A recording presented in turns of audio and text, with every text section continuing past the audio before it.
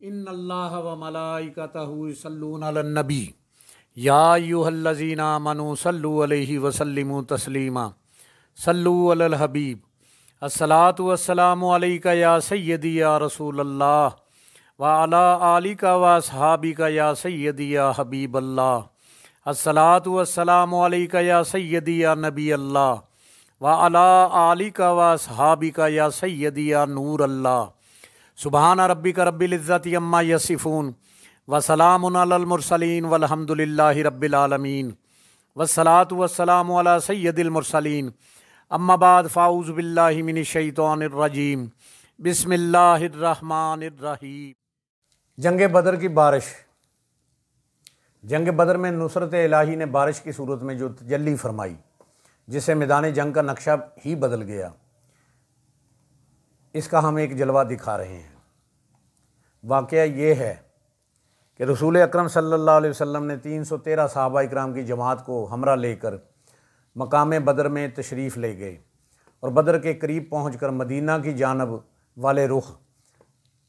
ادوت دنیا پر خیمہ زن ہو گئے اور مشرکین آگے بڑھ گئے تو بدر پہنچ کر مدینہ سے دور مکہ کی جانب والے ادوت القصوہ پر اترے اور محاذ جنگ کا نقشہ اس طرح بنا۔ مشرکین اور مسلمان بالکل آمنے سامنے تھے، مگر مسلمانوں کا محاذ جنگ اس قدر ریتلا تھا کہ انسانوں اور گھوڑوں دونوں کے قدم ریت میں دھنسے جا رہے تھے اور وہاں چلنا بھی دشوار تھا، اور مشرکین کا محاذ جنگ بالکل ہموار اور پختہ فرش کی طرح تھا۔ غرض دشمن تعداد میں 3 گنا سے زیادہ تھے،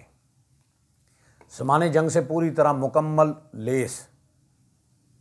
پھر مزید برآں ان کا محاذ جنگ بھی اپنے محل وقوع کے لحاظ سے نہایت عمدہ تھا۔ ان سہولتوں کے علاوہ پانی کے سب کنویں بھی دشمنوں ہی کے قبضے میں تھے، اس لیے مسلمانوں کو پانی کی بے حد تکلیف بھی تھی۔ خود پینے کے لیے یہ کہاں سے پانی لائیں، جانوروں کو کیسے سیراب کریں، وضو اور غسل کی کیا صورت ہو۔ غرض صحابہ اکرام انتہائی فکر مند اور پریشان تھے۔ اس موقع پر شیطان نے مسلمانوں کے دلوں میں وسوسہ ڈال دیا کہ اے مسلمانوں،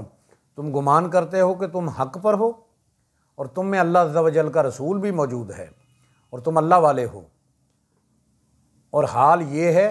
کہ مشرکین پانی پر قابض ہیں اور تم بغیر وضو اور غسل کے نمازیں پڑھتے ہو، اور تم اور تمہارے جانور پیاس سے بےتاب ہو رہے ہیں۔ اس موقع پر ناگہاں نصرت آسمانی سے اس طرح جلوہ سامانی فرمائی کہ زوردار بارش ہو گئی، جس نے مسلمانوں کی ریتلی زمین کو جما کر پختہ فرش کی طرح ہموار بنا دیا اور نشیب کی وجہ سے حوض نما گڑھوں میں پانی کا ذخیرہ مہیا کر دیا، اور دشمنوں کی زمین کو کیچڑ والی دلدل بنا دیا، جس پر کافروں کا چلنا بھی دشوار ہو گیا، اور مسلمان ان پانی کے ذخیروں کی وجہ سے کنوؤں سے بے نیاز ہو گئے، اور مسلمانوں کے دلوں سے شیطانی وسوسہ دور ہو گیا اور لوگ مطمئن ہو گئے۔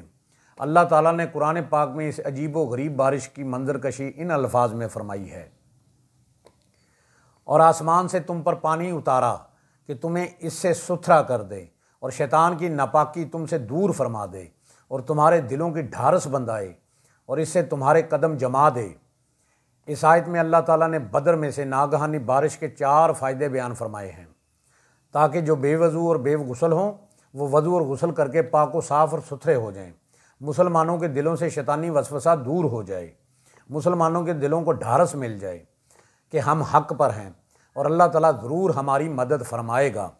محاذ جنگ کی ریتلی زمین اس قابل ہو جائے کہ اس پر قدم جم سکیں۔ الغرض جنگ بدر کی یہ بارش مسلمانوں کے لیے باران رحمت اور کفار کے لیے سامان زحمت بن گئی۔ جنگ بدر میں مسلمانوں کو جن مشکل حالات کا سامنا تھا، ظاہر ہے کہ عقل انسانی عالم اسباب پر نظر کرتے ہوئے اس کے سوا اور کیا کر سکتی تھی کہ وہ اس جنگ کو ٹال دیں، مگر صادق الایمان مسلمانوں نے اپنے رسول کریم کی مرضی پا کر ہر قسم کی بے سر و سامانی کے باوجود حق و باطل کی مار کا آرائی کے لیے والہانہ اور فدا کارانہ جذبات کے ساتھ خود کو پیش کر دیا اور نہایت ثابت قدمی اولو العزمی کے ساتھ میدان جنگ میں کود پڑے۔ تو اللہ تعالیٰ نے اس مسلمانوں کی کس طرح مدد اور نصرت فرمائی، اس پر ایک نظر ڈال کر اللہ رب العزت کے فضل عظیم کی جلوہ سامانیوں کا نظارہ کیجیے اور یہ دیکھیے کہ اللہ تعالیٰ نے اس جنگ میں کس کس طرح مسلمانوں کی مدد فرمائی۔ مسلمانوں کی نگاہ میں دشمنوں کی تعداد اصل تعداد سے کم نظر آئی تاکہ مسلمان مرعوب نہ ہوں، اور مشرکین کی نظروں میں مسلمان مٹھی بھر نظر آئیں تاکہ وہ جنگ سے جی نہ چرائیں اور حق و باطل کی جنگ ٹل نہ جائے، اور ایک وقت میں مسلمان مشرکین کی نظر میں دگنے نظر آئیں تاکہ مشرکین مسلمانوں سے شکست کھا جائیں۔ پہلے مسلمانوں کی مدد کے لیے 1000 فرشتے بھیجے گئے، پھر فرشتوں کی تعداد بڑھا کر 3000 کر دی گئی، اور پھر فرشتوں کی تعداد بڑھا کر 5000 ہو گئی۔ مسلمانوں پر عین مارکا کے وقت تھوڑی دیر کے لیے غنودگی اور نیند طاری کر دی گئی، جس کے چند منٹ بعد ان کی بیداری نے ان میں ایک نئی تازگی اور نئی روح پھونک دی۔ آسمان سے پانی برسا کہ مسلمانوں کی ریتلی زمین کو پختہ زمین کی طرح بنا دیا جائے، اور مشرکین محاذ جنگ کی زمین کو کیچڑ اور پھسلن والی دلدل بنا دیا جائے۔ نتیجہ جنگ یہ ہوا کہ ذرا دیر میں مشرکین کے بڑے بڑے نامی گرامی پہلوانوں اور جنگجو شاہ سوار مارے گئے۔ چنانچہ 70 مشرکین قتل ہوئے، 70 گرفتار ہو کر قیدی بنائے گئے، اور مشرکین کا لشکر اپنا سارا سامان چھوڑ کر میدان جنگ سے بھاگ نکلا، اور یہ سارا سامان مسلمانوں کو مال غنیمت میں مل گیا۔